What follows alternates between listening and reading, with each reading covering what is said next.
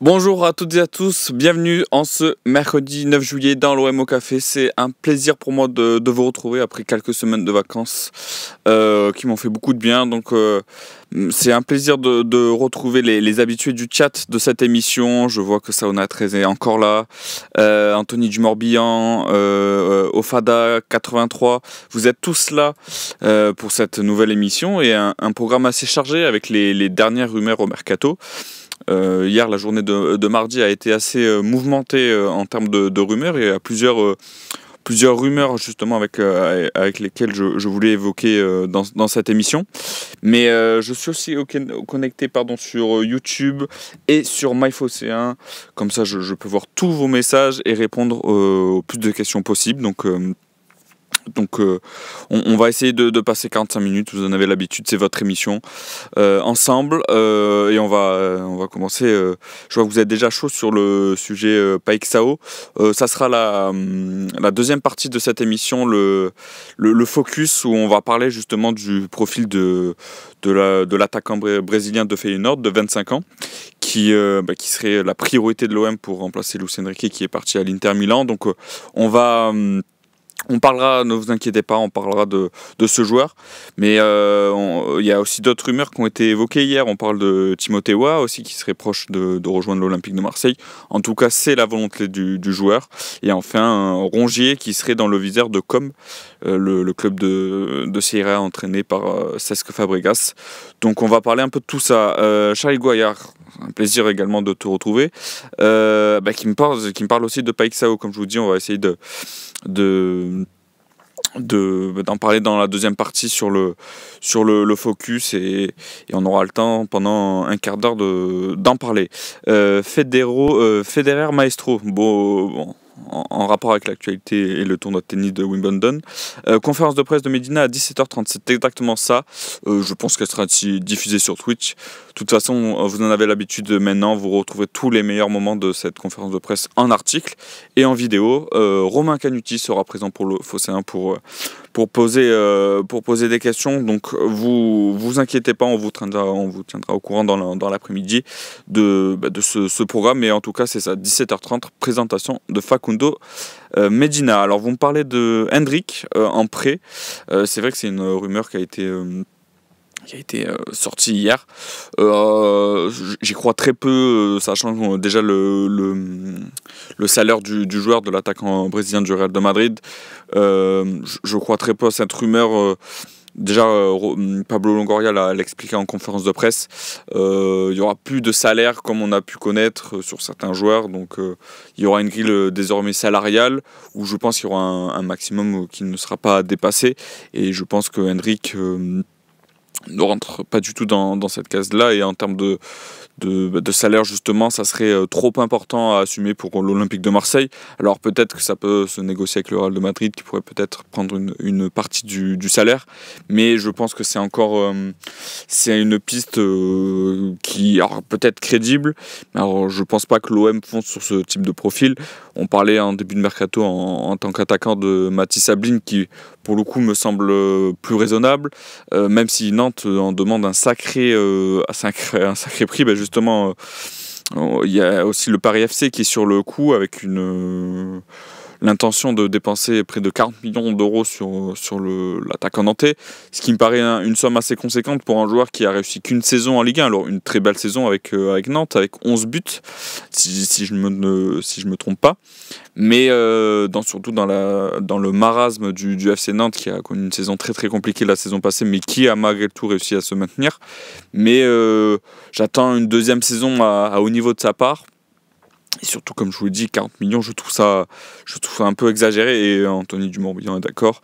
Alors il dit que c'est n'importe quoi, je n'irai pas jusqu'à employer cette expression, mais 40 millions pour un joueur, comme je l'ai dit, qui n'a fait qu'une saison à haut niveau, ça me paraît assez excessif. Donc peut-être qu'il y a d'autres prises qui seront explorées dans le futur à ce poste-là, sachant que Neil Maupay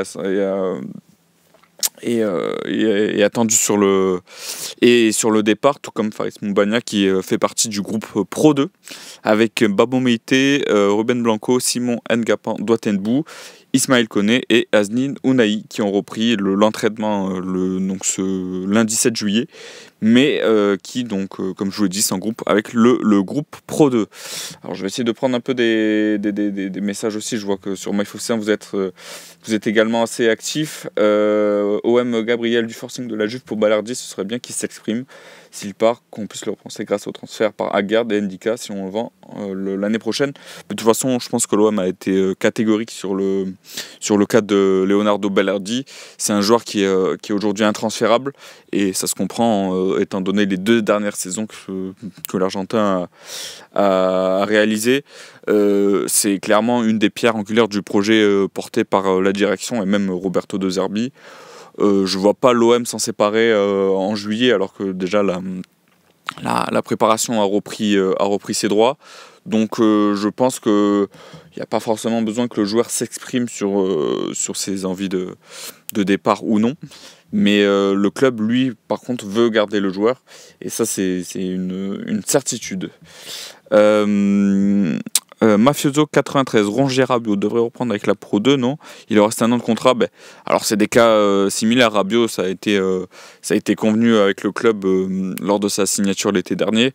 Qu'il avait une possibilité, un bon de sortie cet été si ça l'intéressait. C'est pas le cas. Le joueur veut rester à l'OM et veut jouer à la Ligue des Champions avec l'Olympique de Marseille.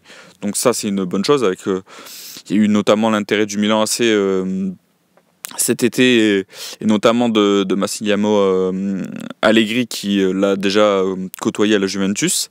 Et Rongier, justement, il y a, comme je l'expliquais en début d'émission, comme souhaiterait s'intéresserait surtout à Valentin Rongier. Alors c'est un joueur qui, comme vous le savez, en fin de contrat en 2026, à qui il reste un an de contrat, qui a refusé une offre de prolongation de contrat. Et donc, forcément, l'idée de la direction, c'est de le vendre cet été pour éviter de le perdre contre zéro l'an prochain. Donc, alors c'est un dossier assez complexe parce que comme de son côté, vous voudrez en priorité Maximo Perrone, c'est un Argentin, un militaire argentin, sauf qu'il y a une grosse concurrence. Je crois que Manchester City aussi est intéressé par son profil. Donc pour l'instant, Rongier serait un peu un plan B pour le club italien, mais c'est une piste qui paraît crédible. Donc c'est une info de Fabrizio Romano qui est assez bien informé sur le mercato, et donc ça serait une piste crédible, et je pense que Rongier aussi a envie de découvrir autre chose. Ça fait désormais plusieurs années qu'il est à l'Olympique de Marseille, il a tout connu, il a refusé cette offre de prolongation de contrat, donc forcément à un moment donné, je pense que les 2 parties peuvent s'entendre pour un départ cet été.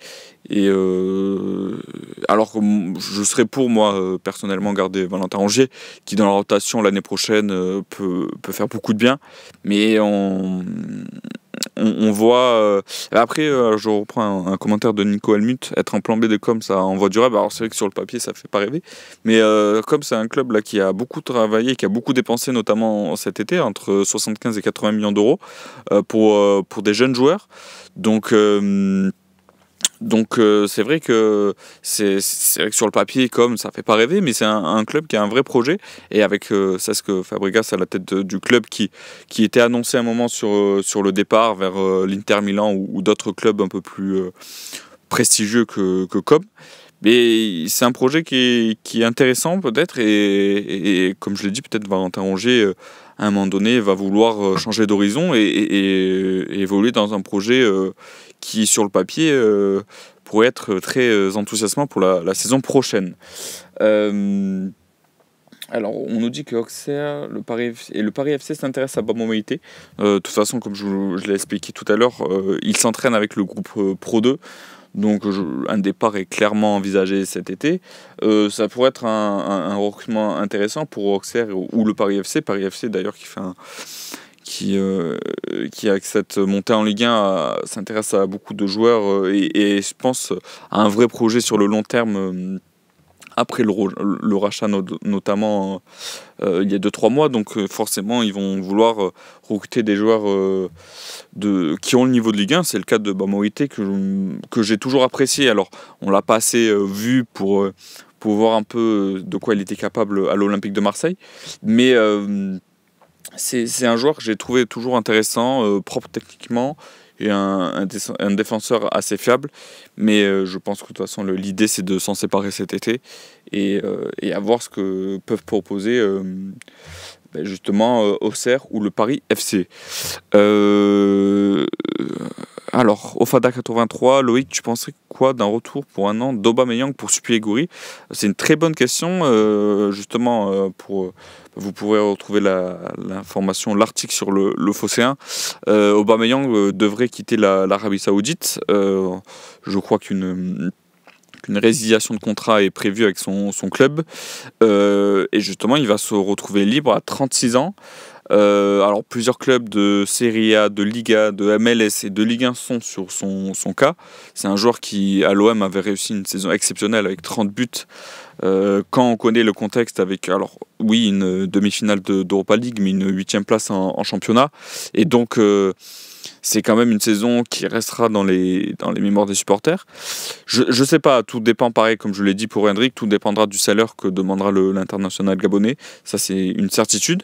Mais je serais pas contre, alors pas en titulaire indiscutable, mais en rotation, avoir un Aubameyang qui est encore capable, je pense, de marquer des buts. On l'avait vu il y a donc c'est une saison, pas la saison dernière, mais la saison encore d'avant, lors de l'exercice 2023-2024, pardon. Donc ça serait intéressant. Lui connaît en plus le contexte marseillais, on le sait, c'est un contexte assez particulier avec une certaine pression. Et je pense qu'il serait aussi compatible avec ce que demande Roberto De Zerbi. Donc pareil, comme je vous ai dit, pardon, tout dépend du salaire. Mais ça serait une idée intéressante. À voir aussi s'il y a des règles de contact avec le joueur si lui aussi veut revenir à Marseille. Julien Martin, 30-10 au BAM, avec le salaire qu'il aurait, tu peux pas le mettre en doublure. Comme je l'ai expliqué à l'instant, tout dépend de ce qu'il va demander en termes de salaire. Si c'est un joueur qui est capable de faire des efforts financiers, je pense que lui ne serait pas contre. Et de toute façon, l'OM va jouer beaucoup de matchs la saison prochaine. Il y aura le championnat, bien évidemment. La Ligue des Champions avec ce nouveau format à 8 matchs de phase de poule. Et peut-être plus si l'OM arrive à accéder au tour suivant. Et aussi la Coupe de France, sans oublier le Trophée des Champions. Donc ça sera sur un match face au Paris Saint-Germain. Mais il y aura donc la Coupe de France, où l'OM, bien évidemment, espère remporter ce trophée. Donc il y aura forcément une rotation et un effectif à étoffer pour la saison prochaine. Charlie Guayar, est-ce que à Gerd, à l'OM, je signe, je serai partant. C'est un joueur que j'avais trouvé très très très intéressant à la Coupe du Monde 2022. J'avais beaucoup aimé ses performances avec le Maroc et je pense qu'à l'OM il a le profil intéressant, propre techniquement, qui a un joueur aussi rapide et qui peut être complémentaire de Balerdi. Donc moi je serais pour le signer. Après tout dépend, alors si on oublie forcément l'aspect financier, parce que forcément à 40 millions je pense que l'OM n'ira pas sur ce profil, mais il y a forcément, c'est intéressant, son profil est intéressant. Alors il y a un critère, un paramètre à ne pas oublier, c'est qu'il y a la CAN cet hiver, l'hiver prochain. Donc forcément l'OM risque de le perdre en cas de signature pour la CAN. Donc c'est un critère à prendre en compte. Mais si on se base uniquement sur le profil du joueur, je serais totalement pour le signer. On me demande les matchs amicaux, est-ce que seront diffusés sur quelle chaîne? Alors je crois que ça n'a pas encore été forcément annoncé. On sait que l'année dernière c'est l'OM sur sa chaîne Twitch qui diffusait les matchs. Je sais pas, je pense que sur les gros matchs entre guillemets, que ce soit Valence ou Aston Villa, forcément seront diffusés, je pense, par une chaîne de télévision. Je sais pas encore laquelle, mais je pense que voilà, les premiers matchs de préparation seront diffusés sur le Twitch de l'OM. Écoutez, il est 11h14, je pense qu'il est temps de passer à la première page de pub. Et pour les abonnés, je vais continuer à prendre vos questions. Je vois un message déjà de OM et QOM qui nous dit Medina à gauche, ça te plaît? Dans ce que veut Roberto De Zerbi, alors sur le papier c'est une défense à 4, mais on l'avait vu la saison passée avec le ballon, l'OM évolue à 3 défenseurs. Je pense qu'il est totalement adapté à ce dispositif. Donc forcément, son profil va apporter du plus. Alors à voir comment sera utilisé Quentin Marlin aussi, qui était le titulaire à ce poste la saison passée. Mais avec ballon, je pense que c'est intéressant d'avoir un profil comme Medina. Avec de l'autre côté, pour l'instant, si ça reste comme cela, un Murillo qui lui serait beaucoup plus offensif dans son profil.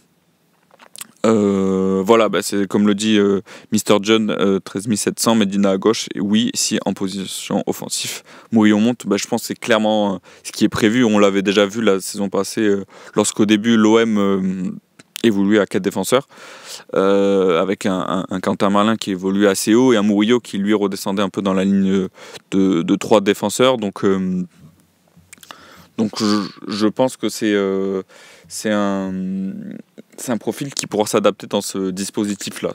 Je pense que de toute façon, Mehdi Benassia et Roberto De Zerbi ont dû s'accorder sur le recrutement, je l'espère en tout cas. Et je pense que le recrutement de Facundo Medina n'est pas anodin. Alors il est 11h15, je pense qu'il est temps de passer à la deuxième partie de... alors je ne sais pas si la pub a été lancée, mais là, 11h15, il est temps de lancer la première page de publicité. Et comme je vous dis, je continue à prendre des commentaires. Alors Loïc, à quel poste je voudrais encore recruter? Alors, il y a beaucoup de postes sur lesquels je pense que l'OM doit se renforcer. Déjà une doublure à Gouiri ou un attaquant capable de jouer en tant que numéro 9. Mumbagna sort d'une très longue blessure. Alors la saison passée, j'aurais bien aimé que ce soit l'attaquant numéro 2, mais là avec une lourde blessure. Et en plus, comme je vous l'ai dit, lui aussi s'entraîne avec la réserve, donc je pense que l'OM ne va pas compter sur lui. Neil Maupay me paraît juste pour la saison prochaine en Ligue 1. Pour tourner en Ligue 1, je pensais que j'attendais de voir ce que ça allait donner cette saison. J'ai pas forcément été convaincu par son profil, donc j'aimerais recruter une doublure à Gouiri. À gauche, forcément, on en parlera dans la deuxième partie, il y a le cas Igor Paixão. Donc il faut recruter aussi un remplaçant à Lucien Drenke, et il faudrait aussi un latéral droit pour seconder ou même remplacer en tant que titulaire Amir Murillo, et aussi un autre défenseur central, voire 2, parce qu'il y a aussi certains joueurs. Je pense que Derek Cornelius pourrait voir son avenir à l'OM peut-être s'arrêter cet été. Donc il y a beaucoup de postes, et même au milieu de terrain actuellement. Alors je pense que je sais pas encore ce que compte faire le club avec Amin Harit et Bilal Nadjir. Peut-être, je pense que Harit serait sur le départ, à voir ce que veut faire le club avec Bilal Nadjir. Mais aujourd'hui, il y a donc Angel Gomez qui est arrivé, Adrien Rabiot et Højbjerg sont également présents au milieu de terrain. Mais ça reste un peu léger. Il y a Geoffrey Kondogbia, mais qui a pas encore donné satisfaction à ce niveau-là. Donc il y a beaucoup de postes sur lesquels l'OM doit se renforcer. La pub est terminée, il est temps de passer à la deuxième partie de cette émission.